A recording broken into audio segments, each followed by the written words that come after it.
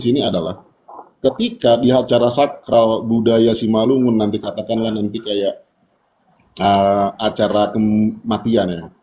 Kita nanti namanya manakil apa ya? Manakil gondrang gitu. Permisi kepada panggual. Setelah permisi kan biasa kan kita pakai siri dan segala macam gitu. Lalu setelah permisi kan dibuat tiga gondang ya, tiga gondrang, tiga gual, tiga kali itu. Satu untuk si Mada Talun katakanlah nanti untuk Pakal Bonaran di Uta, baru kepada kebenaran yang lebih besar lagi baru kepada Sang Halik kayak gitu. Di sini terjadi perubahan. Roh Kudus dan Yesus. Ini kan jadi bingung juga ini. Ini Oke, maunya maunya guru ya. menarik Itu dan jangan disentuh maunya di situ. Biarlah oke, agama pada porosnya saja, budaya pada porosnya kayak gitu. Nah, ketika agama mencoba mengganggu apa yang telah diturunkan oleh nenek moyang kami, ini kan jadi apa ya?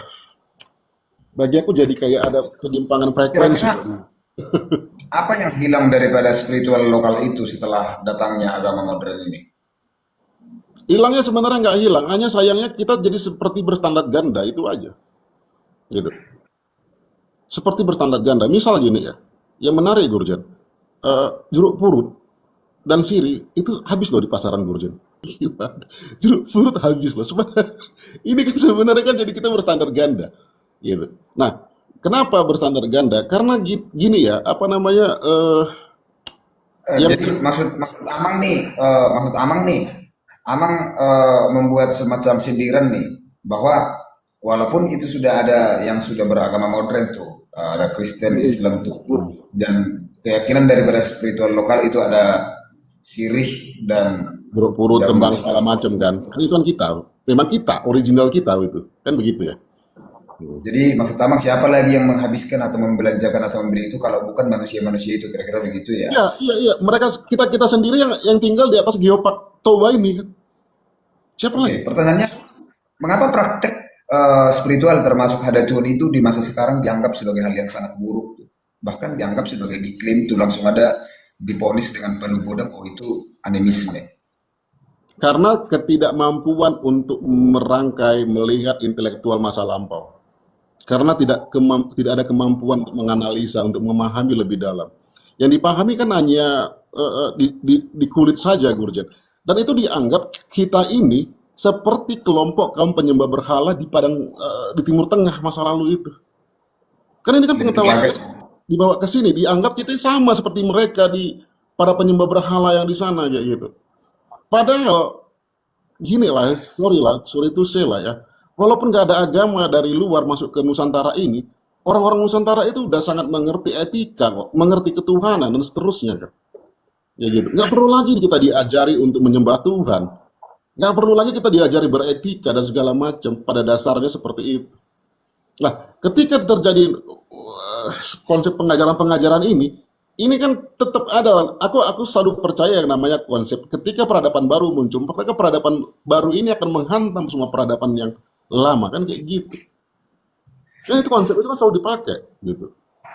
oke, dari datangnya tadi agama baru atau agama modern ke dalam peradaban di kawasan Danau Toba terkhusus di Simalungun. Dan pertanyaannya, kenapa itu di era Batak modern yang sekarang? Sorry, di era zaman modern yang sekarang, termasuk di kawasan Danau Toba, terkhusus di Simalungun, orang tua atau anak-anak muda itu takut berbicara atau enggan membicarakan tentang spiritualitas daripada leluhur. Ya gimana lah seperti bilang tadi lah Guru Jen. Karena udah ada otoritas gitu ya kan. Maksudnya gini, di kelompok gereja nanti ada yang namanya nanti pamisangon gitu. Kalau kamu udah jadi ini, yang kau sembah hanya ini kayak gitu, ya kan? Sementara manusia Simalungun aslinya, mereka jauh hari udah hidup dengan sistem tinggalan oleh nenek moyang mereka. Maka daripada itu, ketika aku jadi Simalungun, aku kan Simalungun sehari-hari, aku punya marga, aku punya adat dan budaya dan bahasa Simalungun kayak gitu, ya kan? Maka yang kulakukan adalah perilaku Simalungun kayak gitu. Maka aku nanti nggak bisa dibilang sebagai standar ganda. Tapi secara agama hari ini aku memang Kristen kayak gitu kan. Tapi ketika aku di gereja, aku kan memakai semua segala sesuatu tentang gerejawi, aturan-aturan gereja. Tapi keluar dari situ aku nggak lagi Kristen. Tapi jangan ditanya imanku ya. Iman ini kan perkara pribadi, ya gitu. Kira-kira Ini makanya identitas budaya bisa nggak itu tetap ada atau hidup tanpa harus bentrok dengan agama. Makanya aku bilang tadi kan, kalau kita memahami akar kita, aku menarik seperti yang Guru Jan bilang. Akar kita adalah dari marga, gitu ya. Itu akar kita. Kalau kita memakai akar kita ini, kita akan selalu mempertahankan nilai-nilai budaya kita, gitu. Di kehidupan sehari-hari kita, di lingkungan sosial kita, kan kayak gitu. Itu yang harus kita pertahankan. Tapi sebagai sebuah ada lagi otoritas baru ya kan, harus ada agama kan kayak gitu kan. Ya udah, kita tunduk aja pada otoritas agama ketika kita menjadi orang kelompok agama kan kayak gitu. Gitu. Jangan lagi pula setelah kita beragama, udah ya, kita beragama nih, kita insan, manusia Simalungun dan beragama gitu, udah. Beragama yang ada hari ini gitu. Jangan ketika kita menjadi beragama ini kita jadi menjelek-jelekkan kita sendiri. Nenek moyangku dulu penyembah berhala lah ini segala macam. Lah, itu kan identitas kau kayak gitu. Jangan nanti dari tubuh agama itu kita menuduh kecerdasan nenek moyang kita yang nggak relevan lagi pada kehidupan hari ini. Padahal kita hari ini punya marga gara-gara siapa? Layak ngerti martolu sahundulan gara-gara siapa? Kita hari ini bisa mengadakan adat dan budaya kayak pernikahan dan kematian itu gara-gara siapa? Kan begitu. Gara-gara nenek moyang kita, bukan gara-gara mereka, gitu. Sebenarnya harusnya gereja agama yang ada hari ini harusnya itu menjadi jembatan untuk memperbaiki akhlak, perilaku dan spiritualitas yang lebih baik lagi kan sebenarnya. Harus melengkapi kan pada dasar. Jangan nanti dari tubuh itu kita mendegradasi kecerdasan nenek moyang kita. Gitu. Di sini nanti aku bilang kita jadi standar ganda kayak gitu. Diganti pola pikirnya itu yang paling tepat. Ketika aku keluar dari otoritas tersebut gitu kan, katakanlah gereja tadi, ya udah aku kembali jadi Simalungun, aku akan mengucapkan horas, akan memakai sistem tolusa hundulan, siapa yang kepanggil bere layak aku panggil bere, siapa yang layak aku panggil tulang aku panggil tulang, kan itu sistem sosialnya, gitu. Enggak pula aku sapa mereka dengan bahasa shalom kan, itu kan bukan intelektual kita. Gunakanlah shalom pada tempatnya, maka kita akan selamat, gitu. Aku selalu memakai sistem seperti itu, makanya aku nggak berstandar ganda. Makanya aku kan nyaman memakai jeruk purut, Guru Jan. Kenapa aku pakai jeruk purut? Aku Simalungun, gitu. Karena aku Simalungun. Gitu. Lalu kenapa kau begini-begini segala macam? Ya, Tuhan hanya aku yang tahu aku dengan Tuhanku, gitu. Hanya itu yang ku tahu. Oke lah, ketika aku menjadi kelompok agama tersebut, ya, aku akan mengikuti aturannya. Aku akan belajar yang namanya marguru malua, biar aku bisa dibaptis segala macam dan seterusnya. Kan gitu aku pelajarin Guru Jan. Gitu. Tapi agama itu kupakai untuk proses pendewasaan spiritualitasku lagi kayak gitu. Itu dia. Tapi keluar daripada itu aku pun bisa berspiritual lewat jalur budaya tinggalan nenek moyang aku. Begitu. Dan kalau saya menyimpulkan ya, saya tidak buat kesimpulan ya. Saya bangun sebuah narasi daripada pemaparan daripada Amang, yaitu Nepermata. Ketika Anda itu Amang sebagai pelaku atau pemerhati tradisi daripada spiritual dan budaya di kawasan Danau Toba terkhusus di Simalungun, sepertinya di dewasa sekarang kita sedang mengalami krisis identitas karena tercabut dari akar spiritual dan makna filosofis daripada leluhur itu sendiri, kira-kira begitu. Karena itu tadi datangnya itu agama modern sehingga terjadi itu bersinggungan dan terjadi pengikisan, kira-kira begitu. Nah, kepada teman-teman yang menonton terus sekalian juga mendengar, di sini bukan dalam konteks untuk berbantah-bantahan, karena ruang ini saya sediakan sebagai ruang bertanya bagaimana mereka itu menjelaskan, kira-kira begitu. Karena saya itu datang daripada sudut pandang yang mungkin teman-teman itu akan bilang, oh dia dari agama mana gitu. Kebetulan saya itu beragama bayi gitu. Saya beragama bayi yang lahir dari rahim ibu kosong gitu. Ya. Jadi jangan terlalu fanatik gitu. Jadi jangan terlalu emosional. Nah, saya mau arahkan itu pertanyaan, sesuatu yang mungkin bisa dijawab atau mungkin juga tidak dijawab tuh. Dalam masyarakat di kawasan Danau Toba, itu mengenal yang namanya ada legenda lokal, ada ritual, kemudian mereka itu bagaimana ada batu, pohon tua, gunung, dan cerita energi kawasan tuh, energi kosmik juga itu mereka ketahui mengenai hal itu. Dan saya mengarahkan pertanyaan ini lebih kepada pertanyaan yang lebih filosofis begitu. Mengapa banyak tempat di kawasan Danau Toba terkesan memiliki banyak penjaga atau memiliki penjaga kira-kira begitu? Itu maknanya itu seperti apa? Nah, ini menarik, Gurjen. Jadi kita memasuki harus kita memasuki yang namanya pemikiran tentang Panghulu Balang itu sendiri ya, gitu. Namun dari apa ini secara mistika logikanya kita lah, gue bilang ya si Malung. Hampir Toba juga begitu, Karo pun demikian nanti. Ini adalah yang namanya memakai konsep yang namanya Panghulu Balang ya kan. Nanti Panghulu Balang di Jaya, Panghulu Balang di Julu dan seterusnya. Nah, menariknya Panghulu Balang ini acap apa ya? Ini adalah sebuah hal yang dibuat untuk menjadi penjaga. Dan pembuat Panghulu Balang ini adalah kelompok Datu juga gitu. Nah, ini ada kisah lah ya di tengah-tengah kampung Kuaja, aku katakan dulu kisah ini gitu. Jadi sekali waktu kampung itu ribut, Gurjan. Dibuat ribut ya gitu. Ada suara-suara tertentu gitu. Jadi semua orang kampung keluar. Tapi ada nanti namanya Datu Bage, Datu Huta ya kan gitu. Datu Huta lah atau Datu Bage dibilang. Akan menerjemahkan keributan ini kayak gitu. Bahwasannya itu yang bersuara itu adalah Panghulu Balang atau patung itu sendiri bisa berbicara, Gurjan. Walaupun lewat bisik-bisikan, tapi itu yang dimengerti adalah guru Bage itu kayak gitu.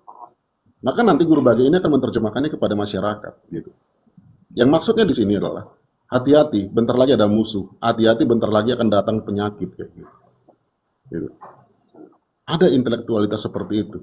Maka nenek moyang kita di masa lampau pun sebenarnya udah membuat robot, Gurujen. Gitu. Jadi Panghulu Balang inilah nanti yang menjadi pagar huta, menjadi pagar Pamatang Niharajao, jadi pagar Nijuma dan seterusnya gitu. Sebelum Panako datang, sebelum sakit datang, udah ada duluan muncul yang namanya tanda-tanda, begitu. Itu ada. Tapi lalu Panghulu Balang pun akhirnya itu dikaitkan kepada unsur-unsur penjagaan juga, entah panglima atau prajurit atau upas di masa lampau itu pun disebut juga sebagai Panghulu Balang pada kehidupan sosial, begitu. Bagaimana seorang raja, pemimpin segala macam itu dijaga juga dengan oleh kelompok kaum Panghulu Balang ini juga, gitu. Saya pernah baca itu bukunya Madilog tuh, materialistik, dialektika dan logika, kira-kira itu yang Madilog. Tapi saya itu hanya sebagai pembaca yang tertib, kira-kira begitu. Nah, apakah penjaga yang dimaksud itu penjaga danau Toba, penjaga hutan, penjaga gunung, itu hanyalah sebuah pemaknaan filosofis atau memang benar-benar itu terjadi? Contoh misalnya, ini salah satu contoh. Eh, saya pergi ke Danau Toba, terus di dalam memori atau cerita yang berkembang bahwa ada di sana buru Pandiangan yang menjaga danau itu. Nah, dalam hal seperti itu saya tidak mau terjebak dalam logika mistik nih. Ini makna yang saya ambil walaupun saya tidak bertuhan nih. Lanjut. Supaya alam itu saya jaga gitu. Dengan pemahaman seperti itu, saya didorong untuk menjaga alam itu. Nah, apakah kira-kira pandangan seperti itu ada dalam konteks spiritual dan ketuhanan, baik itu bagaimana itu hutan ada penjaganya, ada penunggunya, supaya setiap manusia itu takut untuk merusak hutan, takut itu merusak danau, kira-kira begitu. Silakan. Begini, Gurjan, ini bisa kujelaskan secara paten ini, secara paten. Nanti di sinilah ya. Di sini aku sedikit mengkoreksi Tan Malaka juga. Maksudnya aku bukan mengkoreksi yang secara profesionalisme enggak gitu. Agaknya Tan Malaka kurang mengenalin dia sebagai orang Nusantara kayak gitu. Oke, memang ada nanti di periode tertentu manusia-manusia itu suka hal-hal mistik. Misal gini ya, yang tidak berlandaskan intelektualitas, yang tidak berlandaskan keilmuan-keilmuan yang empiris kayak gitu. Di situ nanti manusia-manusia Nusantara ini kan pernah mengalami juga yang namanya kekosongan intelektual berspiritual ya kan. yang mana nanti akhirnya manusia Nusantara itu kebanyakan melakukan yang namanya tapa, bersemedi, ini itu segala macam. Maksudnya apa? Yang kita dengar aja sekarang lah, ada orang sengaja ke bawah pohon-pohon, bawa ini, bawa itu, gunanya apa? Minta nomor togel. Itu itu benar-benar logika mistika yang dipakai oleh Tan Malaka itu oke kalau seperti itu ya. Aku setuju di situ, gitu. Karena memberikan harapan dan pergantungan kehidupan kepada sesuatu yang gaib, gitu. Tapi kecerdasan nenek moyang kita tidak begitu, Gurjen. Tidak begitu. Katakanlah Pangulo Balang. Pangulo Balang itu dibuat sedemikian rupa, diukir segala macam, dan ada juga dibuat nanti unsur energinya yang bernama pupuk nanti namanya itu. Pupuk ini dibuat dari unsur-unsur botanikal juga. Dikemas sedemikian rupa dia. Nenek moyang kita itu udah mengerti arang aktif di masa lampau. Pupuk itu kan sesuatu tanaman atau daging apa unsur biologi yang diarangkan itu kan jadi arang aktif dia. Setelah aku baca, oh ini maksudnya ternyata gitu. Pupuk itu arang aktif gitu. Dan itu nanti akan di apa dia ditumbuh sedemikian rupa. Lalu nanti ini yang menjadi isi daripada Pangulo Balang itu. Jadi ada unsur energinya juga. Gitu. Misalnya, arang kalau udah dibakar kan jadi abu. Lalu abunya itu kan nggak lagi bisa dibakar. Nah, kan? Tapi kalau pupuk ini setara dengan arang aktif bisa dibakar lagi, berarti ada rangkaian energi vibrasi dan frekuensi tertentu kan. Ini yang kita gagal apa ya mengurai pengetahuan itu, Burjet. Itu dibilang logika mistika? Enggak. Itu jelas berdasarkan pengetahuan. Nenek moyang kita udah mengerti arang aktif lewat bahasa pupuk itu. Tapi tadi memang di beberapa kelompok masyarakat di Nusantara pernah suka sekali memang bertapa di sendang, bertapa di gunung-gunung, berharap sesuatu yang baik tanpa melakukan pekerjaan. Ini namanya pelarian. Dan kelompok Buddha pun, kelompok kaum spiritualitas dari Tibet sana, dari kelompok Mahayana, akan mengharamkan orang-orang yang lari daripada kenyataan. Akan mengharamkan itu. Karena mereka tidak, apa ya, gara-gara mereka nggak mau bertanggung jawab sebagai seorang bapak atau seorang suami, dia pergi ke hutan mengikuti kelompok biksu. Ya ikut-ikutan pura-pura bertapa, pura-pura meditasi, sebenarnya sedang pelarian, Gurzen. Itu juga nggak pas. Aku setuju dengan konsep yang itu. Tapi kalau yang tadi, itu semua ada intelektualnya. Begitu. Itu nggak bisa dibilang logika mistika, seperti yang diungkapkan Tan Malaka itu. Jangan dipukul rata semua. Oke, jadi kalau saya melihat di bukunya Madilog memang dia meyakini akan cerita-cerita lokal, tetapi cerita lokal itu dibangun sedemikian rupa, dibangun semistik mungkin sebagai bentuk pembatasan atau membuat ketakutan terhadap manusia supaya tidak sembarangan menebang pohon, tidak sembarangan melakukan penambangan, tidak sembarangan itu eh, buang air liur di Danau Toba, kira-kira begitu. Maksudnya walaupun nanti bapak saya itu anaknya dari M Sanusi Pane ya, M Sanusi Pane, jadi dia bapak aku itu. Walaupun nanti M Sanusi Pane membuat tulisan-tulisannya tentang pujangga sastra dan puisi-puisi dan mendorong itu orang-orang Nusantara lebih kepada fokus terhadap filosofi Timur dan tidak terjebak dalam filosofi Barat, kira-kira begitu. Nah, Yes. pertanyaannya, apa dampak modernitas tanpa nilai spiritual terkhusus pada manusia di Simalungun? Modernitas itu ada tapi tidak memiliki nilai spiritual. Dampaknya tidak ada lagi yang beretika. Apa-apa nanti asihuriba pun bayon. Kan itu nggak lagi ada etika seperti tappingan tadi itu. Asu pas-pasi bayon gitu. Itu kan gara-gara tidak memahami lagi spiritualitasnya. Kan gitu. Kalau dia tahu margaku marga apa, misal gini, lalu dia selaraskan ada hubungannya margaku ini dengan mamanya, tentu dia nggak akan ngomong seperti itu kan, Guru. Ini kan bagian daripada spiritualitas. Hari ini, nggak hanya di Simalungun. Kita nggak usah ngomongin di Simalungun gitu. Betapa gampangnya orang mengamangi Jangnam style itu. Ini kan kegagalan ya. Kegagalan mereka untuk mencerna tinggalan nenek moyangnya sebagai etik moral yang perlu dipakai dan digunakan sampai hari ini. Lalu manusia apa yang akan disebut seperti itu?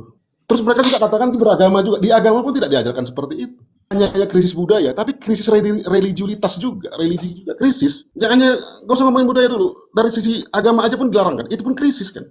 Kalau katanya tiap minggu dia bergereja, tiap minggu ini segala macam. Tapi tidak selaras apa yang dia dengar dan dia utarakan itu nggak selaras. Kalau budaya kita itu kan udah mendarah daging, ya kan? Ini sebenarnya yang perlu dijaga, yang mendarah daging ini. Udah di dalam dia sebenarnya. Udah menjadi DNA, udah menjadi perilaku, udah jadi mentalnya kayak gitu. Udah menjadi pola pikirnya kayak gitu. Itu udah menjadi way of life-nya apa tinggal nenek moyang kita. Kita krisis dari segi mana pun jadi krisis kayak gitu. Apalagi di Simalungun pernah dikatakan itu berpikir benar, hata benar, berkata benar, dan bertindak benar. Jadi siapa yang tidak benar, maka kan muncul nanti bahasa habonar dobona, hajukatan dosa patah. Gitu. Ketika ngomong sembarangan, ini kan jukat, sombong, jumawa. Siapa yang sombong dan jumawa ini akan kena sapata. Sapata itu apa? Hukuman dari semesta. Habonar dobona itu nggak berdiri sendiri. Dia ada lagi satu lagi, hajukatan dosa patah katanya. Maka daripada itu kita akan menjaga perilaku-perilaku kita biar nggak biar kita nggak kena sapata. Baru ketika kita nggak berani kena sapata, yang kita lakukan adalah apa? Hal-hal yang berkaitan pada nilai-nilai kebenaran. Gitu. Maka di sini ada nanti namanya force dan energi gitu. Energi itu berkaitan dengan nilai-nilai kebenaran. Maka setiap apa yang diucapkan itu berenergi. Makanya sering ya orang-orang kayak Raja Parhata kita lihat. Mungkin dia itu orang-orang yang selaras, makanya jadi pitonggam dia. Jadi keluar energinya, gara-gara dia selalu mengatakan budaya, adat, dan turi-turian yang tepat lah kan, ya gitu. Makanya kadang-kadang mereka katakanlah ya dari konsep Toba ada kelompok Raja Parhata itu. Kenapa ketika dia berbicara itu diam semua? Gara-gara dia memiliki energi kebenaran itu. Dia melakukan serangkaian adat satuan harian penuh tanpa ada celaka sedikit. Karena apa? Dia nilai kebenaran itu yang disampaikan dan itu menjadi energi, kayak gitu. Dia itu nggak rendah, tapi tinggi dia. Tapi nilai-nilai force, ini adalah sesuatu yang dilakukan berulang-ulang, tapi memiliki frekuensi dan vibrasi rendah. Seperti makian, misalnya. Sering-seringlah memaki orang. Maka energi kita pun buruk jadinya. Nggak usah jauh-jauh, maki-maki aja batang pisang tiap hari. Batang pisang itu pun pasti akan lali. Itu nilai force, itu force itu di situ. Menarik ini, menarik. Saya pernah itu baca itu dari teorinya itu the theory of causalitas itu. Jadi dia membuat metode percobaan itu dua pohon pisang dengan perlakuan yang berbeda dan tidak ada dipupuk tuh. Satu dia tiap hari dimaki-maki dan satu lagi itu dipuji tuh. Gitu. Dan perkataan manusia itu saya hanya pembaca ya, saya bukan pelaku karena kebetulan saya bukan orang beragama ya. Walaupun saya keturunan dari seorang agama yang kafah gitu ya. Pohon pisang yang dipuji setiap hari itu perkembangan dan pertumbuhannya itu lebih bagus daripada pohon pisang yang dimaki-maki setiap hari. Apakah kira-kira demikian konsep daripada teori kausalitas daripada spiritualitas di kawasan Danau Toba itu atau manusia-manusia di kawasan Danau Toba terkhusus di Simalungun? Belum orang-orang modern ngomongin vibrasi, kuantum ini segala macam, kita udah membicarakan itu lewat filsafat Abonar Dobona Hajukatan Dosapata. Itu kausalitas banget. Bukanlah kau, misalnya gini, maka daripada itu, kenapa kita masuk hutan itu harus sopan? Kenapa? Gara-gara di situ energinya bersih, vibrasinya bagus gitu. Lalu datang ente petantang-petenteng ngomongin kotor di situ. Sehebat apa kita dengan alam semesta ini? Anda masukkan nilai-nilai force ke dalam. Apa nggak tiba-tiba kejang-kejang? Apa nggak tiba-tiba kena hipotermia? Gitu. Aku yakin hipotermia itu terjadi pada gimana? Menariknya begini, bahwa memori kolektif yang merujuk kepada tona turi-turian daripada orang tua. Ini pengalaman saya sendiri. Ada memori kolektif di keturunan itu Datu Pejil, Naira Saung misalnya. Dari Manuk, Sitorus putar-putar bahwa beliau dengan istrinya itu berantem terus gitu. Ribut, bahkan makamnya sampai sekarang itu terpisah tuh. Antara Datu Pejil dengan istrinya. Dan kami meyakini bahwa istrinya itu dari keturunan Limbong, Sagala, dan Malau kira-kira begitu. Dan sampai ke prakteknya sekarang misalnya, ketika misalnya pribadi saya atau yang lain saya pernah berdiskusi, mereka itu berteman dengan burung Limbong, burung Sagala, burung Malau, dan vibrasi itu ada. Dan Di satu sisi saya menolak untuk tidak meyakini itu karena itu hanya bagian daripada psikologi manusia yang mencoba menghubungkan itu. Dan saya menolak untuk tidak percaya untuk hal itu, tetapi teori kausalitas sudah menjelaskan akan hal itu. Kira-kira begitu. Dan eh, kira-kira apa pesan daripada Amang eh, Datu untuk anak-anak muda lebih khusus? Karena orang tua itu kan bentar lagi udah masuk ke itu tuh, ke Balikpapan gitu. Untuk anak-anak muda bagaimana? Apa kira-kira pesan yang disampaikan terhadap kebanggaan terhadap leluhur dan budayanya? Begini ya, ini menarik nih. Kita itu nanti tahu nggak Gurjet, yang membuat orang itu terhambat perkembangannya apa? Tiga hal. Satu, karena asmara. Gitu. Dua, karena uang. Tiga, karena tidak mengenali jati dirinya siapa. Oke, kita urai satu persatu. Kita mulai dari jati diri dulu aja ya. Yang menariknya nanti di sini, di Simalungun itu ada nanti namanya Panjahayon Ari Partubu. Oke. Di setiap kelahiran anak-anak itu, nenek moyang kita telah memiliki pengetahuan bagaimana nanti dia ke depan hari. Gitu. Bisa apa? Memiliki pengetahuan tentang navigasi kehidupan. Gitu. Ya. Memiliki navigasi kehidupannya gitu. Misal nanti ada nanti Ari Partubu anak yang lahir di Tanjung Buri katanya. Gitu. Anak yang lahir di pada hari ini, maka nanti karakternya seperti ini, seperti ini, seperti ini, kesukaannya seperti ini, seperti ini. Kayak gitu. Ini kan adalah bagian daripada navigasi tentang jati diri itu sendiri. Ketika orang-orang kita atau orang Simalungun mengerti hari lahirnya, maka dia akan mengerti cara menavigasi kehidupannya, maka dia akan nggak capek sekali untuk mengetahui jati dirinya nanti. Yang paling menarik di sini, aku setuju sekali ketika dirimu selalu bilang marga adalah akar. Gitu. Yang menarik nanti di sini, kita itu udah bermarga, gitu ya kan. Di dalam marga ini udah ada rangkaian DNA dan rangkaian pengetahuan tinggal nenek moyang dalam diri kita. Udah jelas itu. Gitu. Baru ditambah lagi nanti dengan Panjahayon Hari Partubu itu. Gitu. Di situ nanti mereka tidak akan lagi resah tentang pencari jatian dirinya. Dia akan mengembangkan dan dia coba diselaraskan pada dirinya. Betul nggak sih, aku itu suka matematika, gitu. Seperti Hari Partubu itu ada di kesukaan nanti akan menghitung apa ya begitu begituan lah berhubungan dengan matematika lah, ada itu memang. Kalau memang dia dua suka itu, kenapa nggak itu aja diteruskannya? Seperti lewat teks kajian Panjahayon Hari Partubu itu, gitu. Dan sekarang, Gurjen, aku bilang ya, aku pun salah jalan ya aku ini Gurjen. Secara basic pengetahuanku aku orang IT, tapi kehidupanku jadi datu coba. Kan gagal aku sebenarnya mengurai masa laluku ya. Tahu masa apa aku Panjahayon Parti Partubuku gitu. Tapi aku pernah membaca itu, kalau ciri-ciri orang seperti aku ini memang akan lekat dengan dunia-dunia hadatuan gitu. Gitu. Makanya aku di usia 35, aku terjun bebas Gurjen. Langsung kupegang dunia datu ini. Telah mengetahui ini dan aku nyaman kok gitu. Benar-benar aku perdalam. Jadi semua pengetahuan-pengetahuan tentang hadatuan itu yang berkaitan dengan intelektual nenek moyang kita, mulai dari Jawa sana sampai tanah Melayu, Sumatera dan kita ini hari ini ku pelajari.